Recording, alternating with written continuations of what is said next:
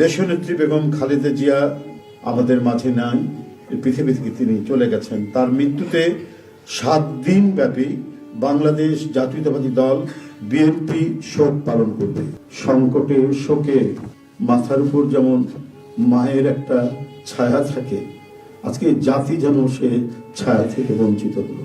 আমরা হলাম, অসুস্থ ছিলেন হাসপাতালে, কখনো বাসায়, কিন্তু বাইরে কাজ করতে আমাদের মনে হতো যে না, মা তো আছেন, উনি তো দেখবেন সবকিছু। সেই প্রেরণায় যেন আমরা এত শক্তি পেতাম যে এর ভাষা আমি পাচ্ছি না কিভাবে আপনাদের সামনে বলবো। এক সময় সেই ছাত্র জীবনে এখানে ডাক্তার শাহাবুদ্দিন ভাই আছেন, তাদের হাত ধরে ছাত্র রাজনীতিতে এসেছিলাম। এরপরে একটা দীর্ঘ জীবন যার নেতৃত্বের ছায়ায় বেড়ে ওঠা, তিনি এত তাড়াতাড়ি চলে যাবেন, এবার বেদনার এই শোক এবং এই সংকট কাটিয়ে ওঠা খুব মুশকিল। এই ক্ষতি কাটিয়ে ওঠা জাতির জন্য খুব মুশকিল।